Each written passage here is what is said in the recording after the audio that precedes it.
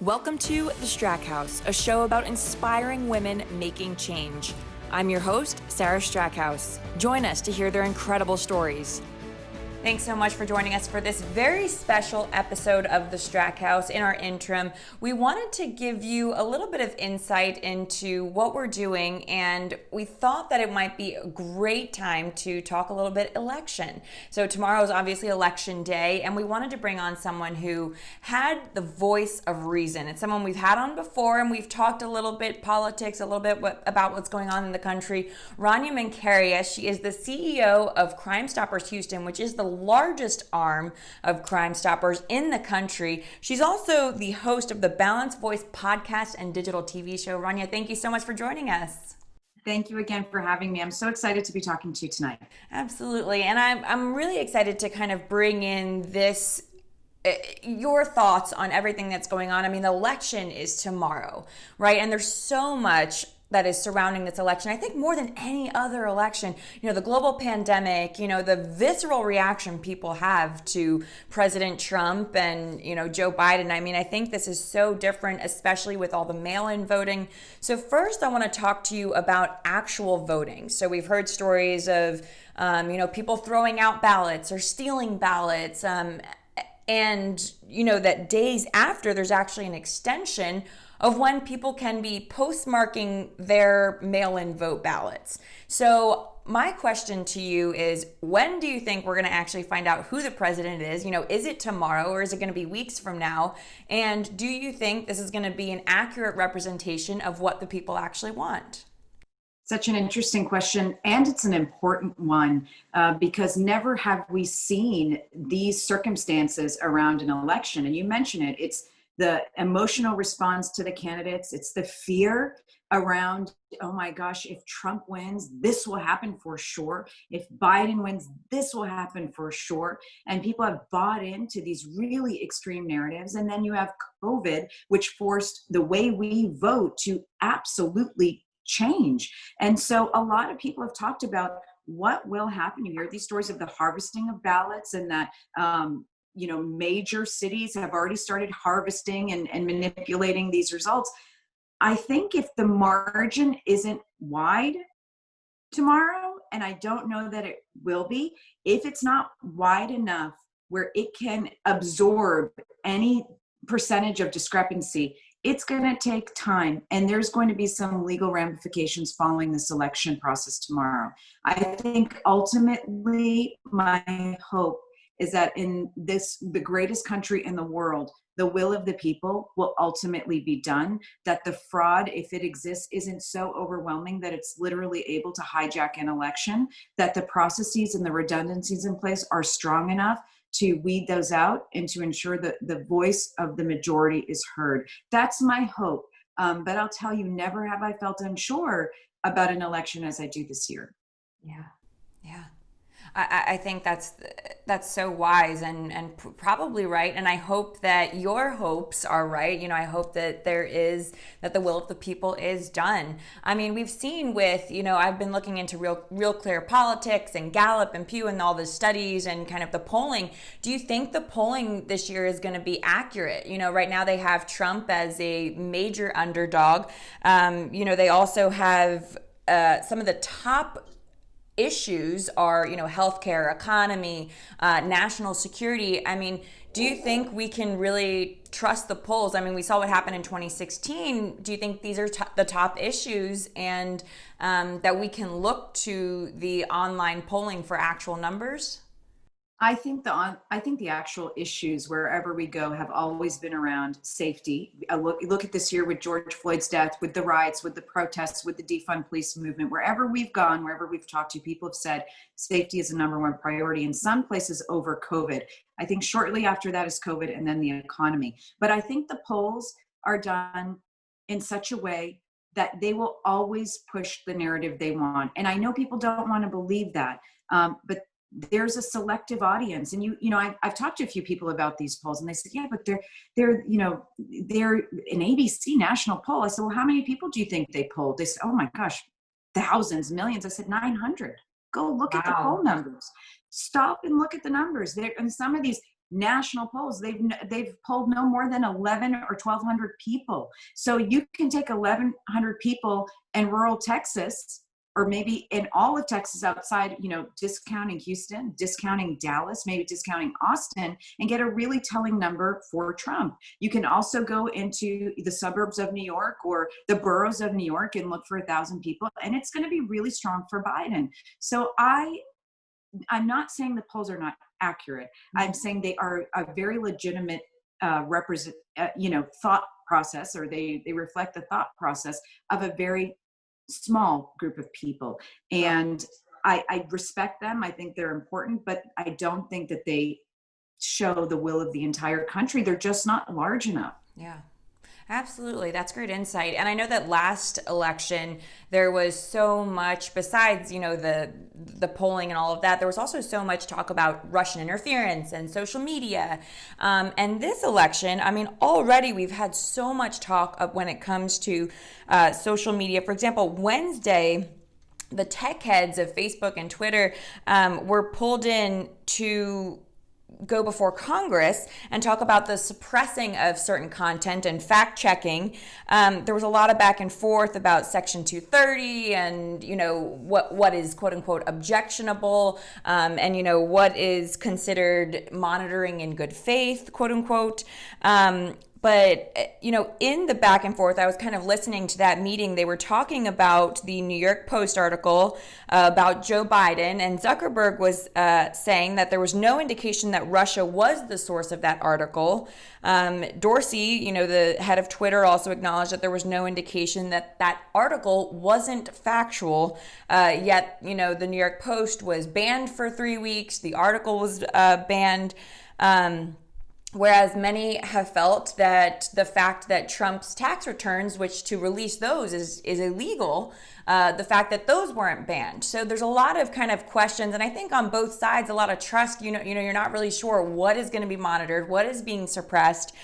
So my question to you is, what do you think about censorship when it comes to social media? And is this something that Congress or government should even be involved in? Should government have a say in what's posted or suppressed or hidden on social media? So government, no, but when government notices major corporations controlling such large populations, such large real estate, we look at antitrust laws. There is a point where government has to get involved and sort of break down the power. And I think that's what we're seeing with social media. These are private companies that, again, on both sides. I'm not saying on one side or the other, but it could seem to be leaning in one direction. There is censorship. There is, we're not going to allow this story to be posted until it's absolutely verified. But 6 months ago, if the story was against Trump, it was like, oh, let's post it, and as we investigate it, we don't even have to use the word alleged.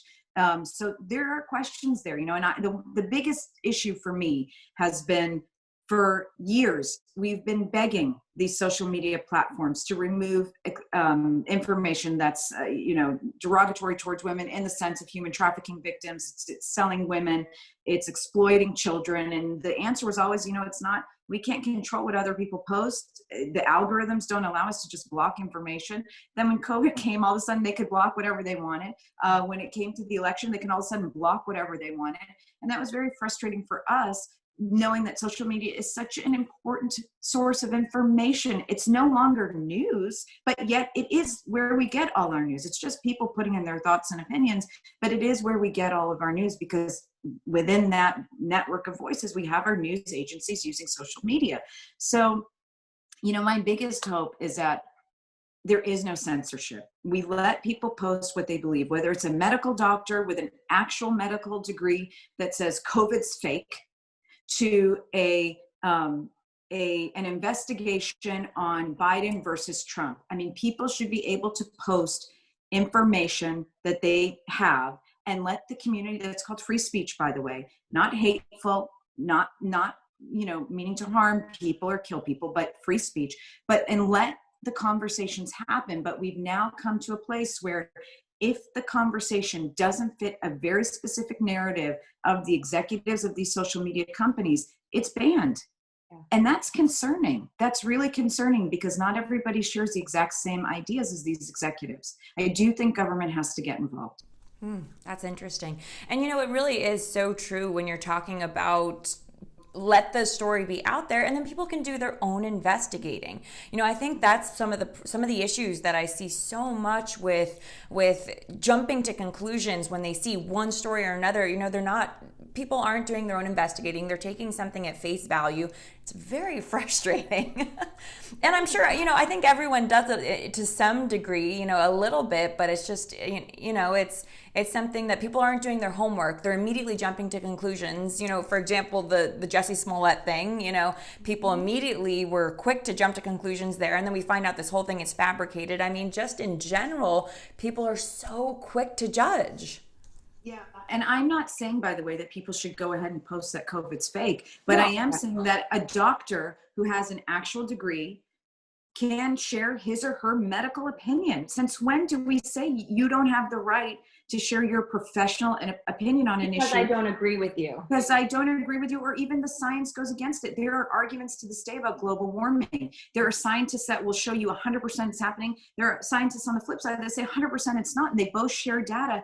And we've allowed it so far. But if we're going to get to the point where it's no, unless your narrative is this, even if you're a professional, even if you're an expert, even if you're a news agency, even if you're one of the candidates, we will not allow you to talk. That's insane. That goes so far away from the heart of this culture. And I want to go back to one quick thing. You mentioned the polls, your previous question. I can't tell you how many people I've talked to that said, yeah, actually, I was called for the polls, but I didn't give them my real answer. I don't know. I was afraid. I was terrified. I don't know what's going to happen. So not only are the polls a very small sample, you hear from a lot of people that say, look, the backlash is unbelievable. Maybe they're Trump supporters. Maybe they're polled in a state that's, not a Trump. I don't know.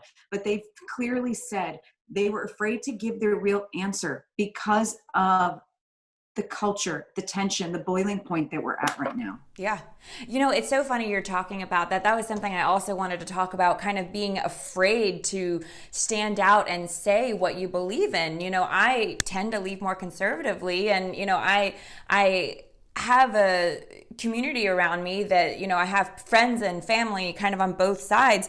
For example, I was walking down the street actually with my dad a couple weeks ago, and I saw on someone's front yard, there was this wonderful sign that was saying, love is love, acceptance is acceptance, all genders, all races are created equally. And it was this, it was just a really kind, sweet sign. In the same yard, there was a Biden-Harris poster. And again, that same yard, there was a depiction of Trump, his face on a cardboard, and then there was a bleach canister spilling all over him, and then there was blood on him, and his face was, it seemed like it was like an excruciating pain. And to me, the hypocrisy was so alarming, and it was just so terrifying to see. It makes, I think, conservatives or people who are voting for Trump, it makes them kind of nervous to speak out. And I don't often put my personal opinions on social media. I just don't. But it just makes you, and then you see on social media, it makes you nervous because you see people posting stuff like, and these are friends and family who are posting stuff like, if you vote for Trump or you feel this way, then you're a monster or you're a terrible person. And while I know that person may not feel that way about me personally, it still hurts, and it still kind of makes you nervous to say anything or do anything because you don't want to start a, war on social media. But it's still just, I think this is one of those elections or one of those things that a lot of people are very afraid to speak out if they are in support of the president. And I'm sure you see kind of all ends of the spectrum, all sides. So I kind of wanted to get your take on that. It's been the most fascinating part of this. I can't tell you, it makes me want to go back to like college, get a doctorate degree and just, psychology of this, because Trump, I'll start with this. I've always loved the media. I was in elementary school and would sit there watching Barbara Walters for hours, riveted. I love media. I love journalism. I respect it tremendously. I do think the animosity that we're seeing now is media driven.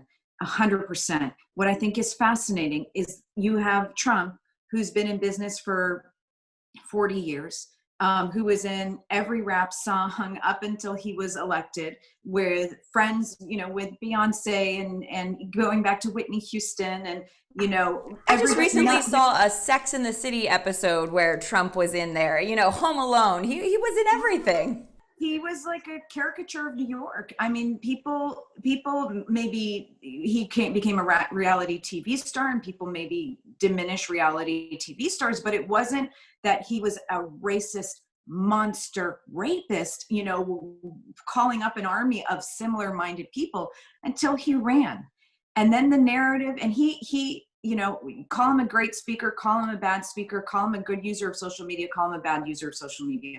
The point is, the words that he used, I think, were absolutely exaggerated in the media. And they painted a narrative. And that's the narrative that you have to live in. It's not his 40-year history. It's when he ran, the comments he made that were taken out of context, a lot of them. I'm not defending Trump. I'm defending a human being that you saw this happen to. The media stapled that. That's his new brand. And anybody likes him, that's your brand too. But if you look at Biden, who's had 47 years in politics, we're not allowed to talk about anything he did before. We're just not allowed to. That doesn't define him. There's nothing to do with him. All that matters is his words today, his hope for America this minute. Well, if you say, what about, for me, I look at public safety, what about the crime bill he did in the early 90s, and the number of, men he had incarcerated? No, we're not going to talk about that. Right now he wants to reimagine police. It's confusing, but that's become the public narrative. And it's sort of like the cool kids have the mic and are running the show, and they dictate and they decide what it is. And then there's everybody else, and the everybody else is really not allowed to participate in balanced, meaningful conversations. And again, I'm a Northeastern person living in Texas. Nobody knows what side I fall on. And I fall on many different sides on many different issues. But I can't stand the hypocrisy. I can't stand the mass bullying. And I can't stand how blatant this is. And I just wish we would get back to the hearts of the issue, the hearts of man. I may not agree with you, Sarah, on everything, but I can love you and wish you health and wellness, and understand that if you want to do something that I don't believe in, that you have valid reasons for it. We've completely lost that. And I go back to where I began. To some degree, I blame the media, because I'll listen to Trump's speeches in full, and then I'll look at news coverage. And if you look at CNN or you look at Fox, I mean, then the way it goes, you're on two different airplanes going to two different countries. Extreme. It's so extreme. And not everybody's willing to listen to Trump's speech. They're only going to listen to what CNN tells them, or they're only going to listen to what Fox tells them. And it's my dream that we, for the sake of this country, for the sake of our neighbors, for the sake of our friends, for the sake of our kids who are watching, that we turn down the emotion. We get back to, we're all in this together. And maybe your views are not as extreme as the media is saying.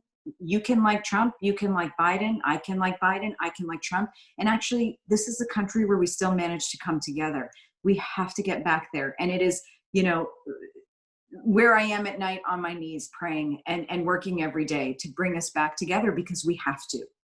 And I think you're doing such a good job of that. I mean, every time I hear you speak, whether it's in the media, because the media clearly loves you, and it's, on your podcast or on your digital TV show, I mean, I think you bring such a nice voice of reason to this whole conversation, and of understanding and acceptance, and I think I love what you just said. Even though you might not agree, you still, I guess, hope for the best or see the best in others. And I think that's a really rare thing right now. We have to get back to it. We have to get back to it for the sake of our country. And I keep going back to, for the sake of our kids who are watching and absorbing all of this, who, by the way, we spend so much time saying, don't bully, don't be mean, don't cyberbully, but I'm going to get on Twitter and slash everybody and put a sign in our front yard that spews hate, or what, while I say I love it. I mean, it's such a confusing message for the kids coming under us, and the new voters, the new minds that are starting to follow politics and going to Twitter to get their political, understanding. It's scary. Yeah, it really is. And speaking of Twitter, recently there was a post that the Girl Scouts did, that they in my opinion, it seemed like they were shamed into taking down. They were just speaking, or they were congratulating the 5 justices who were female who were appointed to the Supreme Court. And of course, ACB obviously was just recently appointed, and I thought she was, a good pick with a good track record, a woman, she has a great family, a phenomenal career. I thought that this was someone that we could kind of all band and kind of stand behind. And regardless of if you don't agree with all of her cases, I understand obviously there's going to be discrepancies here or there, but, there weren't any, huge scandals tied to her, and I thought that it was just a nice post that the Girl Scouts did, kind of, saying, oh, these 5 women, lifting up women. And then I saw, especially, on Twitter, so many people shaming them for almost endorsing a conservative woman. For example, like Ayanna Presley saying, quote, "What kind of patch does one earn for uplifting a woman who is the antithesis of justice?" And to me, that seemed bullying. It was sarcastic, it was rude, it was, and the Girl Scouts took it down and said, it was not our intention to endorse one side or the other, we're bipartisan, which is fine, but I don't know, to me that seemed mean, just downright mean. And so I wanted to kind of get your thoughts on Trump, making the decision to appoint someone to the Supreme Court. Should he have waited for the next president? Was it his duty to fill it now? And that post and, the shame that they received. I tell you what, we need to take down Twitter. Twitter is such a form of divisiveness. I am not a huge Twitter user, and it's really hard in my position because the value of your voice in the world sort of depends on how many Twitter followers you have. And I don't like Twitter. So I very rarely use it. I don't invest time in it. I think it is the most divisive platform. It is horrific in every way. So I'm going to just throw that out there. What happened to the Girl Scouts literally broke my heart. They should be able to congratulate the achievements of these women. Again, whether or not we agree with them or not, on every single case and in policy and in practice, we should be able to say congratulations and raise our children who may not like the fact that somebody else won on the field. I mean, the Girl Scouts is raising a generation of American children that they should be the first people to show we can congratulate whomever because other people worked hard and they succeeded. And there were 5 of them, it wasn't just like they were saying ACB. There was a picture of the 5 women. I thought that was a great post. It's fantastic. And it should be what we do.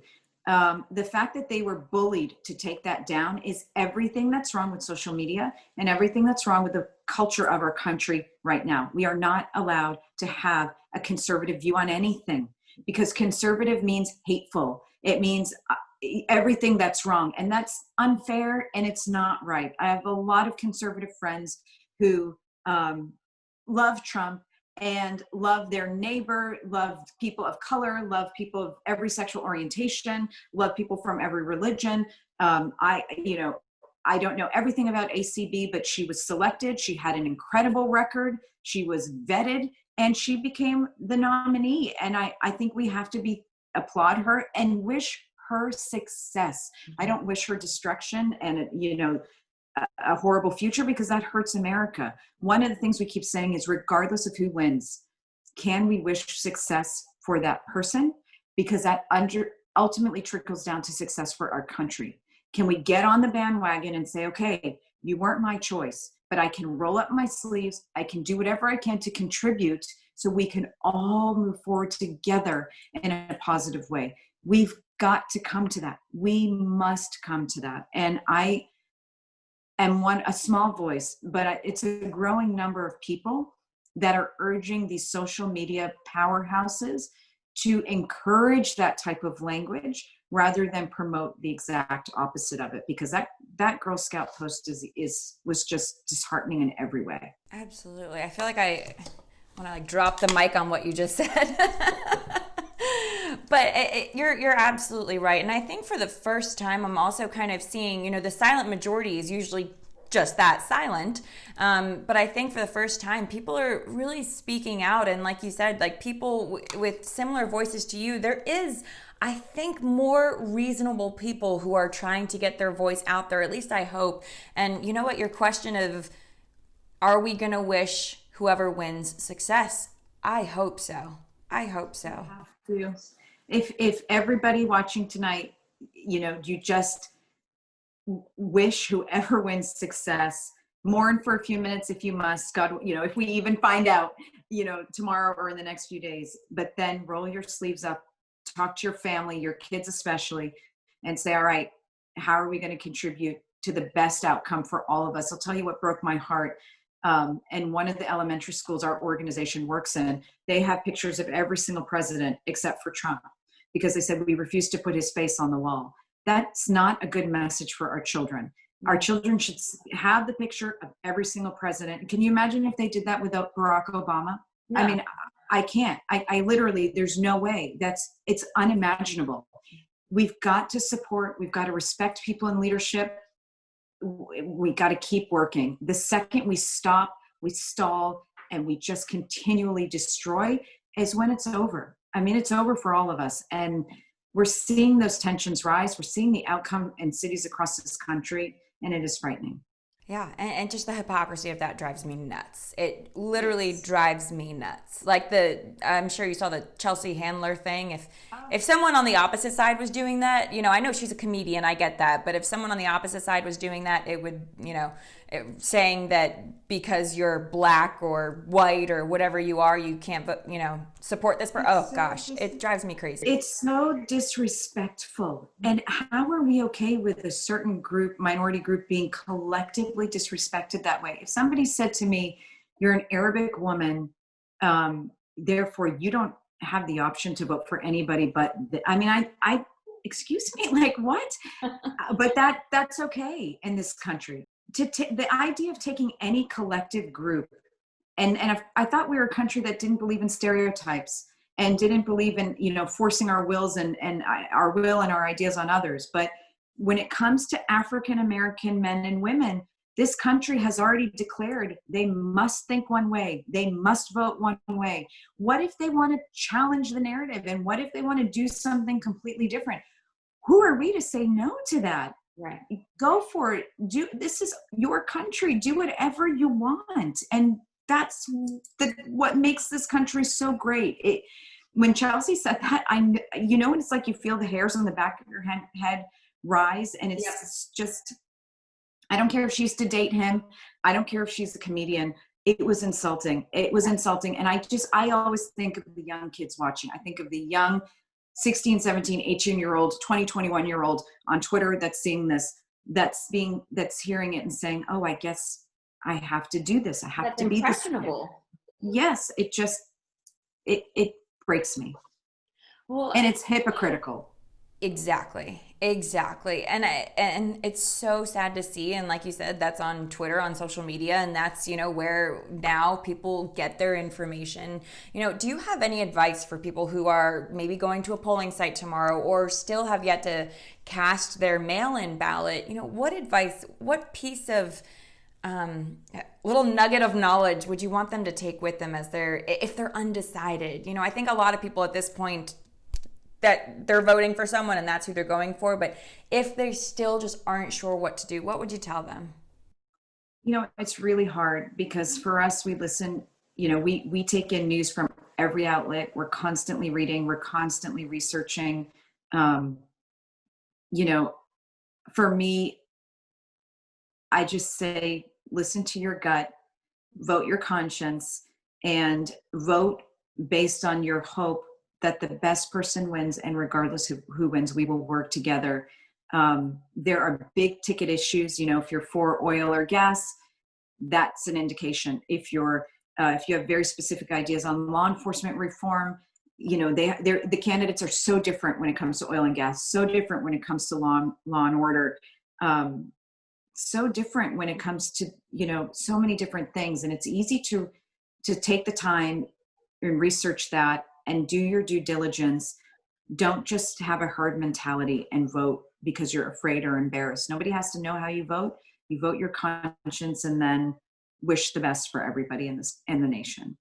I love that. Rania, thank you so, so much for coming on and just talking kind of all these points with us. If people want to find out more information about your show, about your podcast, and about Crime Stoppers, about you, what's the best way to do it?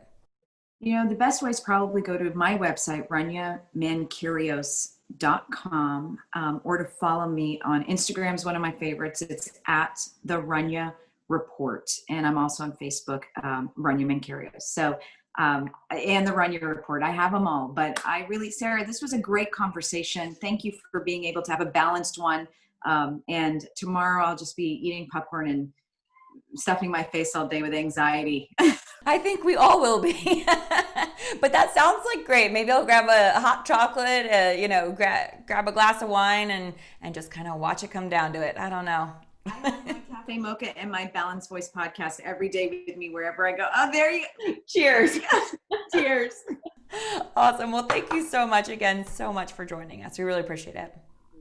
Take care. Take care. All right. Well, thanks everyone so much for joining us. Like we said, we have some great shows for you in this interim. We wanted to do this special one for the election for tomorrow, give you a little bit of insight kind of on where we're moving here. And we hope you all have a wonderful day tomorrow, whether that's because you're out there voting or you've already voted or you're deciding on what you should be doing still. But make sure if you want to find out more information about the Strackhouse, you can go to thestrackhouse.com. Of course, we are on all of your streaming platforms as well as your social medias, just at the Strackhouse. And we'll see you next time. If you'd like to nominate an inspiring woman, email me at sarahstrackhouse@gmail.com. Thanks for joining. We'll see you next time.